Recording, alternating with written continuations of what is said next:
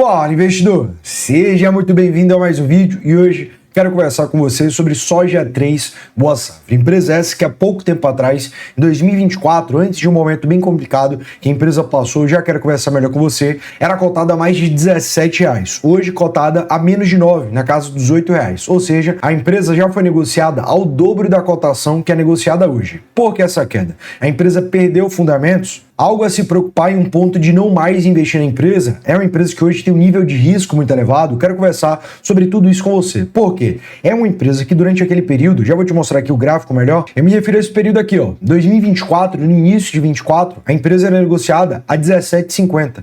De lá para cá, uma queda de 50%, mais do que isso. A empresa que já foi negociada ao dobro da cotação atual. Durante todo esse período aqui, a empresa vinha crescendo dividendos, pagava mais de 6% durante esse período, vinha uma grande ascensão de receita, de lucro, sempre trazendo crescimento de entrega e o mercado estava muito eufórico com a empresa, certo? Todo mundo falava que do agro era uma empresa ali com muito potencial de crescimento, valorização, uma grande aposta futura, justamente por todo esse potencial de crescimento, e hoje é uma empresa pouquíssimo falada. Quando olhamos para a dividend yield, durante aquele período, como eu te falei, a empresa pagava ali na casa dos 6% em dividend yield, e não só isso. Olhando para resultado também, uma entrega de resultado bem mais interessante. Chegou a lucrar em 2023 301 milhões. Como a gente pode ver aqui, todos os anos vinha apresentando crescimento de receita, crescimento também do seu lucro líquido, sendo que 2024 começou a apresentar uma queda de resultado, em consecutivo também é da sua cotação também dos dividendos pagos, e 2025 até então também trazendo a queda quando comparado frente principalmente 2023, até trazendo um crescimento frente a 2024. 186 milhões de lucro atualmente contra 160 milhões do ano passado, 2024, que foi a pior entrega de resultado da empresa. Quando olhamos aqui o histórico mais recente da Boa Safra, há pouco tempo atrás, em novembro de 2025, a empresa era cotada a R$11, 11,30, certo? Apresentando a queda em pouquíssimos dias de mais de 20%. Depois da divulgação do terceiro trimestre de 25. E aqui a gente já encontra um ponto interessante. A empresa vem de um crescimento de resultado em 2025 em comparação com 2024 e mesmo assim desvalorizou 20% em questão de 2 dias. É menos do que isso até. Quando olhamos alguns indicadores de precificação, principalmente P sobre BP, o preço pago no valor do patrimônio do ativo, eu te convido a olhar para 2025, que é um ano que já foi completo. A empresa terminou o ano de 2025 com desconto frente ao valor do patrimônio, atualmente um desconto ainda maior inclusive, sendo que a Boa Safra Soja 3 nunca foi negociada com desconto em um momento anterior, chegou a ser negociada quase 3 vezes o valor do patrimônio lá em 2021, depois de lá para cá veio crescendo em valor patrimonial, é uma empresa que de fato entregou um grande ritmo de crescimento, mas que por alguns fatores pontuais teve sim uma queda de resultado e em consecutivo o mercado vem batendo e muito na empresa. E o meu ponto é ainda assim uma grande tese de valorização, crescimento, não deixou de ser o que já foi um dia, e além disso, hoje você tem a oportunidade de comprar basicamente a mesma empresa que era lá em 2023, nesse pico de cotação que a empresa teve, porém hoje com um desconto muito mais elevado. E aí, é lógico, surge essa dúvida, se é uma empresa boa, ainda com muito potencial de crescimento, realmente não deu para perceber até então em indicadores problemas muito fortes, por exemplo, prejuízos ou indicadores muito fracos, o que vem acontecendo? Já que a empresa até cresceu em resultado frente a 2024, o que vem acontecendo para ela ter desvalorizado tanto? Hoje, configurando, como você falou, uma oportunidade. Veja, quando olhamos aqui essa queda que aconteceu no ano passado, final do ano passado, de 15% após a divulgação de resultado, mesmo trazendo um crescimento de resultado, e não foi qualquer crescimento não, só para você ter noção. A companhia encerrou o terceiro trimestre de 25 com a receita líquida de 1 bilhão e 100 milhões, uma alta de 56% em frente ao mesmo período do ano passado, ou seja, um crescimento muito elevado, quase 60% de crescimento em um ano de diferença. E o lucro líquido cresceu 26%, um ótimo crescimento também, totalizando 68 milhões de lucro, lembrando, no trimestre analisado, terceiro trimestre de 25. O EBITDA também cresceu muito, o resultado operacional, um crescimento de 54%, mais de 113 milhões de EBITDA. E aí fica difícil realmente entender. Pô, Adam, o que é que você quer me dizer? que a empresa cresceu em todas as linhas de resultado, receita, resultado operacional e lucro líquido, e mesmo assim apanhou em 15% de cotação em variação no dia seguinte à divulgação de resultado, justamente. E aqui vem a explicação. Para os analistas do Itaú BBA, o balanço é negativo, mesmo havendo todo esse crescimento, onde a Boa Safra divulgou seu resultado com todo esse crescimento acima das projeções dos analistas. Mas, apesar desse resultado acima do esperado, observamos que uma sazonalidade potencial mais fraca já havia sido incorporada às projeções durante a prévia de resultado. Ada, o que é que isso quer dizer? Durante 2024, houveram quedas muito fortes de resultado. Como eu te mostrei no balanço simplificado ali no status invest da empresa, houve uma queda muito forte frente a 2023. Por quê? O que é que justifica essa queda? Fatores climáticos que impactaram a produção, comercialização da empresa, até mesmo enchentes do Rio Grande do Sul. Lembra comigo? Lá em 2024, início, meados do ano, que teve aquelas enchentes do Rio Grande do Sul, a Soja 3 é uma empresa que tem muita presença no sul do Brasil, também no Rio Grande do Sul, e foi bem impactada por isso, certo? Na sua produção, diretamente por esses fatores climáticos. Além disso, o agro como um todo, você vem acompanhando, passa por um momento mais complicado, queda do preço praticado da commodity, também um fator climático além das enchentes que não vem colaborando tanto, começando a ter uma melhoria a partir ali da metade final de 2025. Hoje, um ano que tende a ser melhor para o agro, mas 24 da metade para o final, início de 25 até a metade do ano de 25, não foi um ano bom para o agro como um todo, para a Soja 3 pior ainda, por conta dessa sazonalidade que teve de fatores climáticos envolvendo até mesmo enchentes do Rio Grande do Sul, que é lógico, impactou e muito o seu operacional. E a XP aponta isso em mais detalhe, justamente isso que eu acabei de explicar. A XP aponta que o resultado da Boa Safra veio melhor anualmente devido a bases fáceis de comparação. O que é que quer dizer isso? Que 2024, por essa queda muito forte de resultado de um evento pontual, alguns eventos pontuais que tiveram, 2024 a entrega de resultado é uma base fraca de comparação. Ou seja, os analistas, mesmo tendo superado a expectativa em 8%, como a gente leu agora há pouco, acabou que a base de comparação, como era muito fraca, houve uma reconsideração dessa expectativa de entrega de resultado. Justamente o que a XP aponta aqui. Os resultados vieram melhores por conta dessa base fácil de comparação. Então, o mercado ele esperou em um momento posterior um crescimento de resultado mais acentuado. E não foi só isso que aconteceu. As enchentes, 2024, que foi um ano muito complicado. Não, como eu te falei, 24 e 25 não foram bons anos para o agro. Até por isso, boa parte das empresas desvalorizaram. O Banco do Brasil vem passando por um momento muito complicado por conta da inadimplência, PDD, vinculada ao agro, que cresceu muito durante esse ano. E para explicar isso, aqui o pessoal da Boa Safra Soja 3 pontuou. Atualmente a receita acumulada no ano está ligeiramente abaixo da expectativa e das expectativas do consenso, o que pode ser compensado por uma sazonalidade mais forte do que o esperado no próximo trimestre ou pela dinâmica de preços, justamente o preço praticado da commodity. E aqui eu chamo você para conversar sobre o seguinte: o que é que eu te falo sempre que caracteriza uma oportunidade? Preço? Não. Preço por si só não significa nada. Muita gente me pergunta se eu acho Infracommerce barata, a empresa negociada a centavos. Não acho, eu acho muito caro, porque a probabilidade, no meu ponto de vista, de entregar um retorno, de valorizar de fora especulação. Eu não estou falando de valorização por especulação, movimento apenas de mercado, não. Estou falando por haver realmente uma reestruturação bem feita, a empresa valorizar por crescer, certo? Não, então não, preço por preço, desconto por desconto, em valor do patrimônio, em PL, não importa. Isso por si só não configurou oportunidade. Oportunidade é uma empresa estar barata, como a Soja 3 no meu ponto de vista, a Mitre ou até mesmo a PetroRecôncavo, que eu venho falando bastante, acompanhada de uma perspectiva de melhoria de entrega real, palpável e de ser uma boa empresa. Nesse caso aqui, a Soja 3 Boa Safra, como eu te mostrei, houve fatores pontuais, sazonalidades, o segmento em si não está indo muito bem, o preço praticado da commodity veio de um movimento muito desfavorável, hoje começa a dar uma razoável melhorada. Então veja que boa parte do que aconteceu, que trouxe resultados piores para a empresa, um momento não tão bom assim, de entrega realmente, não só em cotação, foi de controle externo da empresa. Não tinha muito o que fazer, certo? Fez o que estava na medida dela. Poderia ser um pouco melhor? Talvez. Poderia ser pior? Talvez também. Mas o que afetou no grosso do resultado da entrega da empresa não foi de controle dela. Mas o mercado precificou isso. Até porque o mercado ele precifica muito curto prazo. Tanto é que quando a Soja 3 estava naquele nível de entrega que eu te mostrei, mostrei, todos os anos crescendo receita, crescendo lucro, crescendo em operação e como empresa, a empresa estava em múltiplos muito mais esticados. Um grande otimismo pelo mercado, todo mundo falando que era uma empresa que pagaria muitos dividendos no futuro, já trazia um bom crescimento de pagamento de dividendos, já ali na casa de 6%, crescendo lucros também. Hoje é um momento muito mais pessimista.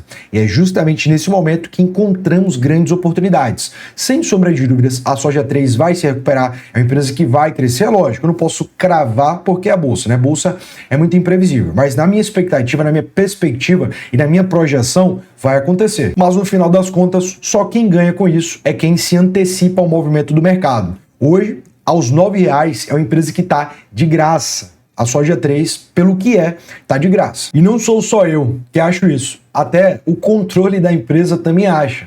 Certo? O Primo Rico fez até ali um vídeo no final do ano passado, né? Metade do ano passado, provavelmente, 2025, comprando a Boa Safra e tudo mais.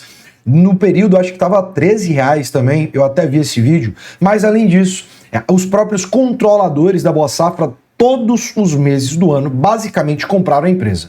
Desde janeiro, fazendo compras milionárias. 3,5 milhões, 2 milhões. Olha o volume de compras. Por quê? Sabiam que o papel estava muito descontado. E estava realmente um ótimo preço médio de compra. A 10 e pouco, aqui um ótimo preço. Mas, Ada, você tá otimista, então, com o curto, médio prazo da Boa Safra ou só acha que é algo mais para longo prazo?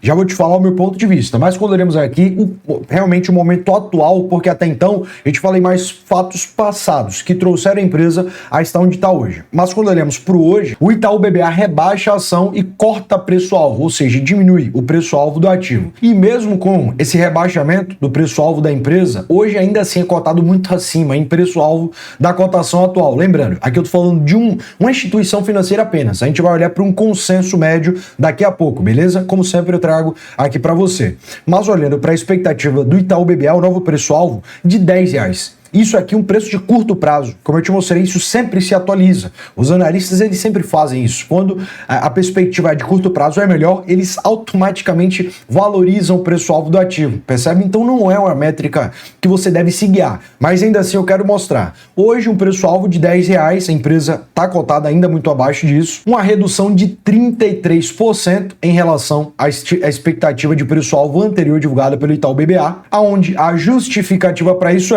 esse ponto de vista do Itaú BBA passa por uma combinação de frustrações recentes, ou seja, curto prazo, perfeito? E expectativas mais modestas à frente, também olhando para curto prazo. É o que eu te falo. O mercado, ele sempre vai olhar para curto prazo. Sim, esses preços-alvos que são analisados, trazidos a mercado, é tudo metrificando o curto prazo. Então você que se posiciona antecipando o médio e longo prazo, sempre vai ter uma vantagem, porque o mercado como um todo, a média do mercado, sempre vai estar olhando para curto prazo. Continuando. Nesse contexto, o principal motor de criação de valor no curto prazo deixa de ser o crescimento acelerado, e aqui eu até concordo, no curto prazo, e passa a ser a rentabilidade, o retorno frente ao valor do patrimônio, também olhando para margens, ganho de eficiência, uma virada que, segundo os analistas, tende a levar mais tempo para ganhar tração. Ou seja, aqui está até explícito, né? No curto prazo. Tudo isso que eu falei com você até agora é olhando para curto prazo. Quando olhamos para o modelo operacional, é uma empresa que principalmente comercializa a semente, o grão da soja, principalmente em grande relevância do seu operacional, também atuando em outras commodities, mas principalmente a soja. Até por isso, o ticket do ativo é Soja 3. Mercado esse que sabemos. O Brasil é o líder mundial, não só da soja, mas dentre outras commodities também, e os que não são líder estão ali em segundo, terceiro lugar, na carne, inclusive. O Brasil é muito grande, no agro e também na pecuária. Olhando aqui para esse crescimento, todos os anos há um crescimento, não só no Brasil, mas no mundo como um todo. Então é um grande segmento e um segmento muito bom de estar, porque é uma perspectiva de crescimento muito previsível e perene.